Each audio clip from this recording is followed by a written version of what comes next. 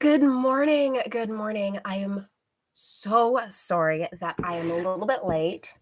I have been sick, so please, I apologize for the sound of my voice. I um I have been sick, but I really wanted to be here because the monthly goals are so important. So I did not want to miss our Monday, our monthly goal setting live stream. So, hello, and thank you for coming. Today, we are going to set our monthly goals. These are big picture goals, and we are going to go over them, and then we will break them down on our Friday live streams for goal setting. So, you will see those every Friday. If you need help setting up or goal setting or accountability, make sure to check out our Friday live streams as well, because that's where we really get into the planning and the breaking down of our goals. If you would like to follow along, I do also have the goal setting template in the description below. You don't need it, but it will help you with setting both these monthly goals and the weekly goals on Fridays. It's a template and a workbook that will help you just go through this step by step and really get those goals planned and accounted for. So, if we do have time, we can and my voice holds out, we can also hang out afterwards and have a little chat. But first, we're going to review last week goals and just check in on our overall progress. How did it go? Did we meet our goals? What we do right? What could we have done better? And that will really help us to stay accountable to this month's goals and do even better next month in June. But if you're part of the replay crew, I will definitely put some timestamps in the description below. But first, I'm Terrell, and this is Absolutely Studying. I bootstrapped my way through university while juggling a full time job and a family. It was tough. But now I want to pay it forward. I want to supply you with all of the resources and support you need to flourish in your academic career. So today is goal setting, and that's how we really flourish, by setting goals. So grab last month's goals if you wrote them down. If not, grab a fresh sheet of paper or that goal setting workbook, because we are going to jump right in. So I have my coffee here. I hope you have something warm. It's a cold, rainy morning here in Canada. So I hope that the weather is treating you better wherever you are. So, last month's goals, how many did you set? I really like to stay around 3 larger goals for the month. I really think that that is a strong number to work on. It gives you some flexibility in deciding what tasks you want to do day in, day out. So you're not always hammering on the same thing all the time, but it also doesn't leave you scattered like it might if there are 5 goals to work towards. But at the end of the day, it's all depends on how big the goal you are setting actually is. So grab last month's goals. Let's see how you did. And let's sit down and really reflect on how last month's goals work towards your bigger ultimate goals or your dreams, or how are they specifically making progress towards that great big New Year's resolution or 5-year plan that you are working towards. If you have the workbook, there is room to write this down and jot down some thoughts. While we do set SMART goals as we're going through, there's nothing like hindsight. It's so 2020. So once you have put in all of the work on working towards this particular target, it's nice to be able to also look back and see how relevant was it really? How did it were you just caught up in the moment of setting your goal and you thought that this was going to be a great move, or was it a little bit less important than you originally thought? And was it actually relevant? We are always just anticipating when we are setting goals. We're anticipating this is something that will work, especially if it is a new goal that you don't set every single month and repeat every single month. If it's something new, You might get to the end of the month and decide this was not the best use of my time and it's not actually relevant for me to get ahead and hit that 5 year or that 1 year resolution or goal. And finally, how did it help you grow? How did that goal, that monthly goal that you set, actually help you grow? So it might not have been relevant to achieving your 5 year plan or your goal, but maybe it was something that really helped you grow, like learning a new language or picking up a new hobby. It might not help you to your 5 year goal per se, but at the same time, it might help you grow as a person. So, how many goals did you set? Did you set 3? Did you go with 5? Did you just have one big one? And how many did you compete? If you set SMART goals, specific, measurable, achievable, realistic, and time sensitive, you can answer this question with a direct yes or no. So, how many goals did you actually set for yourself? And how many did you complete? And if you did not complete them all, where did you fall short? So, that is a very, very personal question. You might feel like you fell short, or you might not feel like you fell short. Maybe you were a little bit short in some areas, but others you feel like you excelled. Maybe halfway through the month you realize that there was like 1 or 2 tasks that went with this goal that really meant a lot, and so you kind of let the rest of the work fall by the wayside.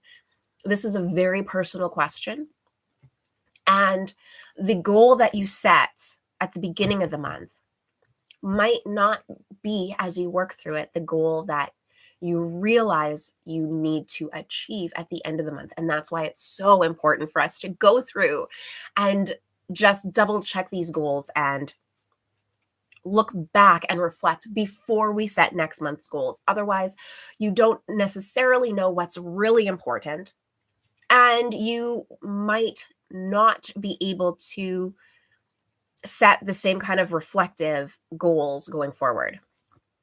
So this is the time that I remind you to do all of the YouTubey things. Please like this video, subscribe to the channel so you get notified on Friday when we break all of these goals down. But we are going to be heading into the audit next.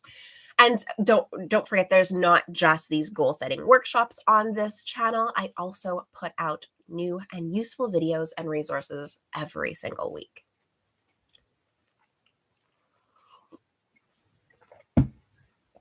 So now it's time to check in on our progress and audit our habits. So, what actually worked when you were working towards these weekly goals? Was it joining the Friday live streams and setting those goals? Was it DMing me all of your monthly goals so that I can check in and hold you accountable? What worked? Was it breaking them down into manageable pieces? Was it downloading the workbook and working through all of the goal setting strategies in there? What worked for you? And then what went wrong? I can tell you there were several goals that I fell short on this month because I was sick. That was completely unavoidable. I was sick and bedridden for, I think I still have a fever. Yesterday was fever day 8. I'm pretty sure I still have a fever today. It was bad. So of course, work and achieving my goals fell by the wayside because my health and taking care of myself and making sure that I got the rest and recuperation that I need was more important than trudging away and trying to chase down my goals. So that went wrong, but it was unavoidable. So what went right? What went wrong? Were they avoidable? Were they strategic? Was it something that you could have foreseen and changed? Maybe it was, maybe it wasn't. And then out of those habits that worked, what will you do again? And that can go both ways.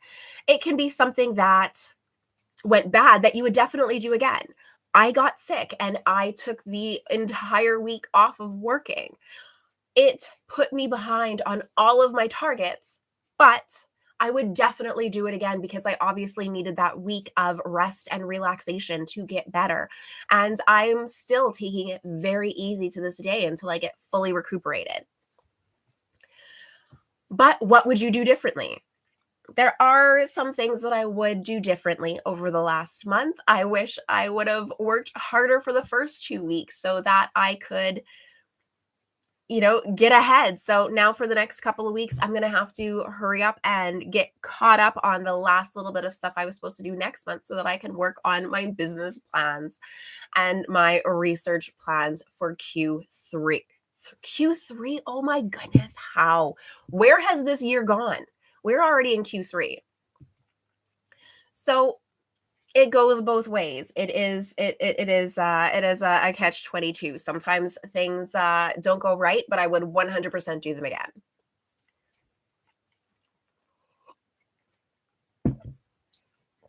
Ooh, okay, so now we are setting next month's goals.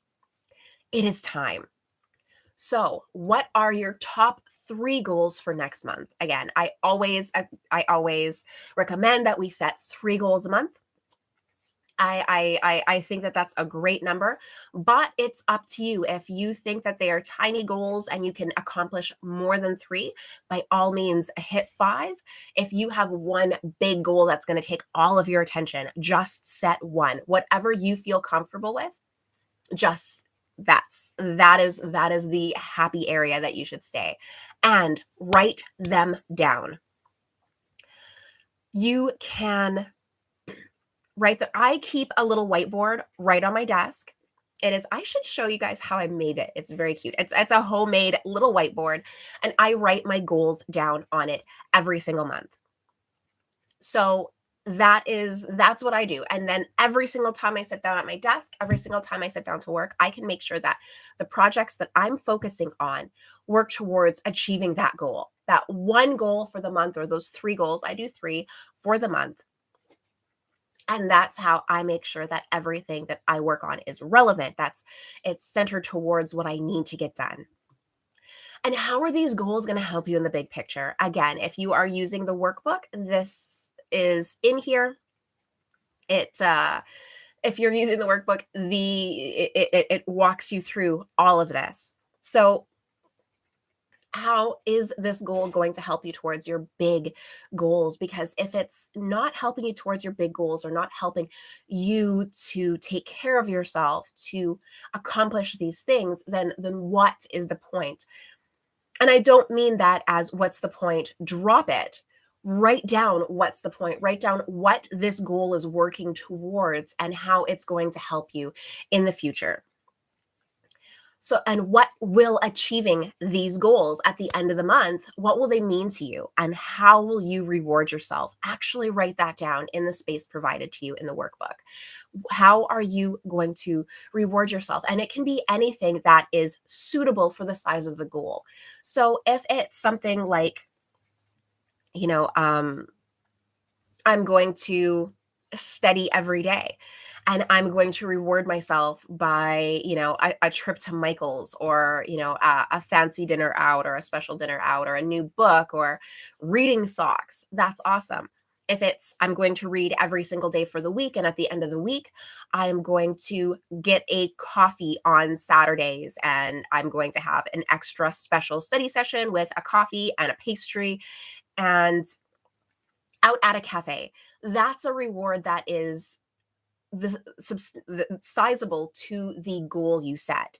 Not necessarily, I'm going to study for 2 hours a day and then I'm going to buy myself a house. That's not a appropriate goal for the size. That's not an appropriate reward for the size of the goal. So make sure that the rewards are something that you can afford to do, and that it is appropriate to the size of the goal. So next thing we're going to do is make an actual plan to succeed. Break your goals down into 3 to 5 milestones. So if you want to ace a test, that could be something as simple as, I'm going to go over my flashcards every single day for 15 minutes. I'm going to study for the test specifically for an hour a day. And I am going to make sure that all of my notes are read and organized. Those are three separate goals that work towards the same larger goal that you can break down over the weeks and over the days to make sure that you have actionable steps. So, what are 3 to 5 milestones or mini steps that you can actually do and are actionable that you can break your goal down to? And so post your goals in the comments. If you are too shy, you can always DM me on Instagram at absolutely studying. I love chatting with you about your goals. I love checking in and holding you accountable. And that's really what it is. When you put your goal out there into the world and somebody else knows about it, it's real. It's not just something in your mind anymore. It's out there, it's real, and you have to acknowledge it.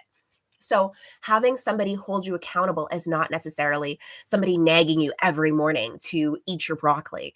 No, it's somebody that's there to offer you words of encouragement and support along the way. So, replay crew, post your goals in the comments or head on over to Instagram and and let me know what your monthly goals are. I love hearing from them. You can always hit me up. My contact information is in the description, as well as that goal setting planner if you do need it and want to work it out. My voice is killing me, so I am going to sign off now. But until next time, I hope you have an amazing adventure.